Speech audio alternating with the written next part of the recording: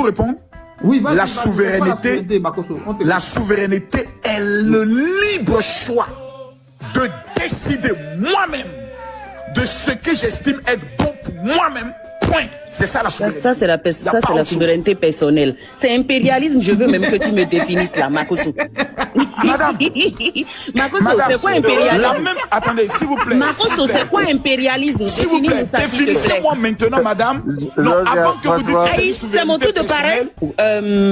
J'ai franchement écouté le mec, franchement, il nous fait boire toutes les couleurs. Mais bon, d'accord. Je commence pas à dire que ce monsieur, il divague. Sincèrement, c'est tellement ridicule d'écouter un père de famille aller d'abord dans le pays des autres.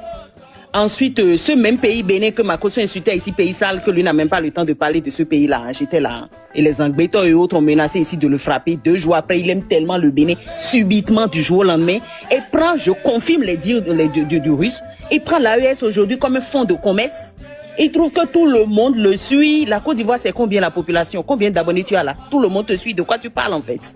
C'est ridicule. Makosso, arrête là, tu nous distrais. Bref, ce propagandiste, d'accord, il passe son temps à dénigrer les autorités de l'AES partout, à nous raconter ce qui, bizarrement, est chez lui aussi. Parce que je vous défie ici de me montrer seulement un seul journaliste qui peut critiquer ce que Makosso est venu dire chez nous là. Un seul journaliste qui peut dire ça là en Côte d'Ivoire. Un seul journaliste qui peut critiquer Ado aujourd'hui. Un seul journaliste, d'accord, qui est libre comme ça et qui dit je ne suis pas d'accord avec Ado. Je te défie, montre-nous. Montre-nous la liste des journalistes disparus. Des journalistes investigateurs, parce que dans le pays déjà on ne peut plus parler.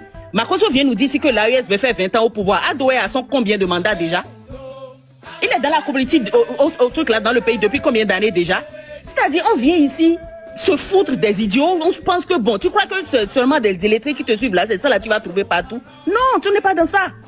Premièrement, dénigrer des autorités, moi je rejoins mes frères en te disant que tu dois présenter des excuses aux autorités de l'AES, c'est pas tes égos ni aujourd'hui ni demain. Deuxièmement, je dis la même chose que tu dénonces là, c'est la même chose qui est chez toi en Côte d'Ivoire et tu n'en parles pas. C'est la même chose qui est au Bénin. Je te rappelle que quand nous aussi on avait un militaire au pouvoir, d'accord, c'était Mathieu Kérékou, je ne sais même pas si tu as une idée. En ce moment, le président, parce qu'aujourd'hui c'est RHDP qui fait la loi en Côte d'Ivoire, le président Oufouet disait que les Béninois sont des rats et qu'il fallait raser tout le Bénin. En ce moment, c'est lui qui coupait un médicament, qui trouvait que les Béninois devraient tous mourir. Tu ne parles pas de ça, non. Tu fais la même chose là qui ont te parlé de se passer dans l'AES aujourd'hui là, ou bien du moins en griffe, c'est ce que tes frères là disent. Hein. Parce que moi, je ne vois pas de quoi on parle. C'est Patrice Talon qui coupe les médicaments aujourd'hui, laissant des gens mourir dans le Niger. C'est Patrice Talon aujourd'hui.